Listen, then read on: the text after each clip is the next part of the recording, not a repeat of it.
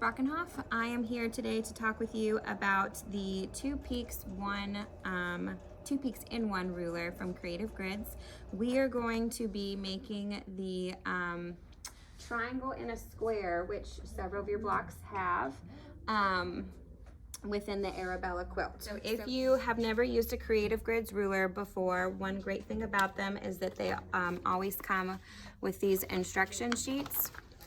And on the instruction sheet, as well as the ruler, there are these QR codes that will directly link you to the Creative Grids website for further videos and demos, and actually just more information about the rulers.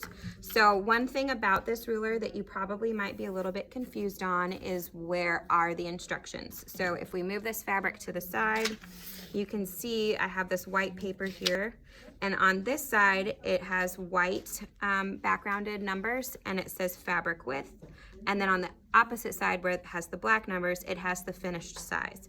So we are wanting to make a 4-inch block today, which means that if we move over from the 4-inch finished sides to the left, it says 4.5-inch strip. So that means I'm always going to cut a 4.5-inch strip for both the big triangle pieces as well as the flanking triangle pieces. So that is already cut for me here. Now, if your fabric, we're cutting like the same multiple sizes, you can leave your fabric folded wrong sides together. If you're wanting to make sure that you're accurate, you can always unfold that and only cut one triangle at a time. So I'm going to look at my ruler here. I'm going to find that 4-inch finished size, and I'm going to make sure that my fabric strip, it goes all the way across that line. And then I'm also going to just double check that I don't have any overage or underage at the top up here. If you do, that will impact how big your triangle is, therefore making your finished unit potentially a little bit more finicky. So we will cut on this side, and then we will cut on that side. This is just scrap. I have my one triangle here. If I need to make an additional unit, I'm going to rotate my ruler around, so now everything is upside down, but I'm still going to look for that 4-inch finished size or 4.5-inch fabric width. I'm going to reline up my ruler, and then I'm going to make another cut following my ruler. If you get a little chaotic with your cutting, and let's say I veered too far to one side, you can always just scoot your ruler down and then have some excess over here that you would then cut off.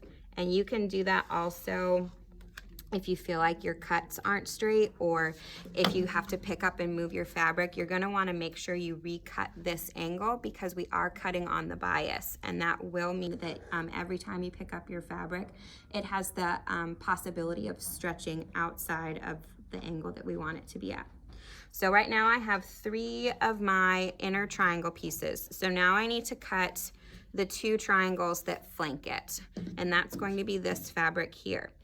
Now on your pattern, some of your triangle in a square blocks are going to have the same fabric for the 2 pieces on either side, and some of them are going to be different. So I'm going to explain both of those separately. So for our first triangle cutting, we cut our pieces from this big side.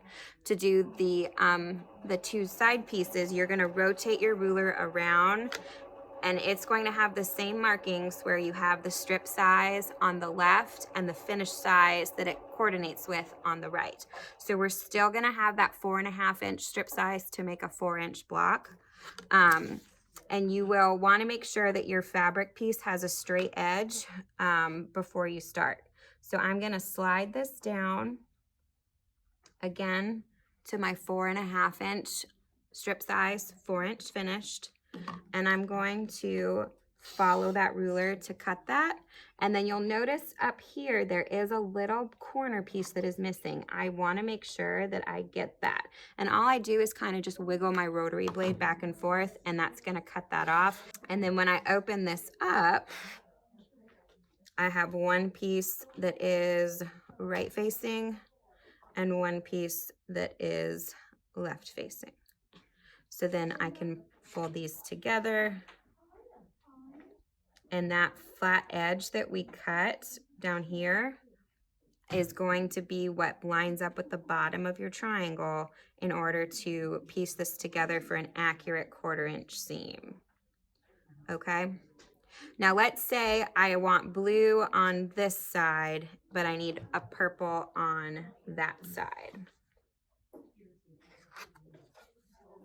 Right, so I have this lined up, oops, just like that, but I need this counterpart over here. You can flip your ruler over, and it doesn't necessarily have the markings on the back, so a way to do that is you can use these G-Easy stickers, and these are great also for marking on the front of your ruler. So if you wanted another visual of what line I was cutting, I could have put that on before, but you can use these to mark as another visual of this is the line that I'm cutting with.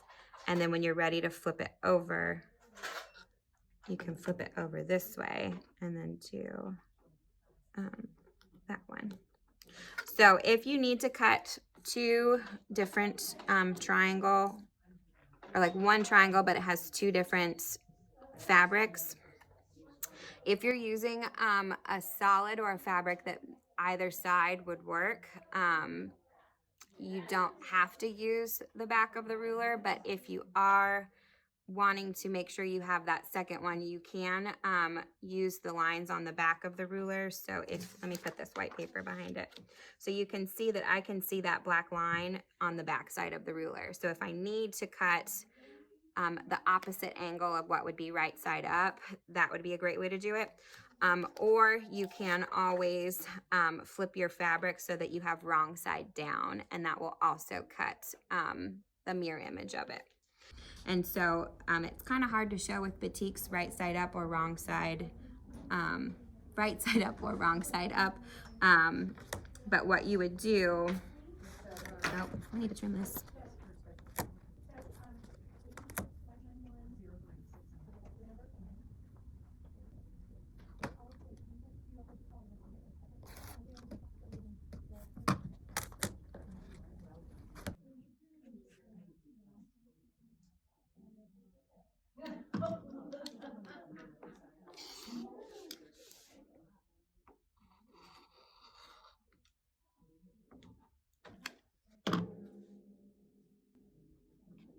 So there I have a piece that could go here.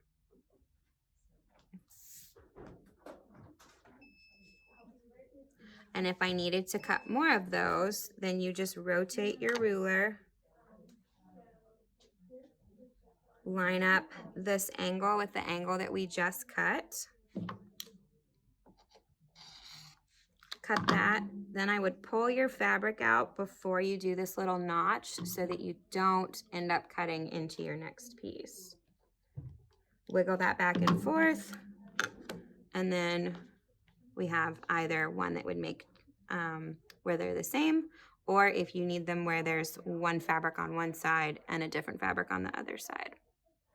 Thanks for watching. Again, this was the 2 peaks in 1 from Creative Grids ruler, and we are using that to make a triangle and a square, or some call it a V-lock.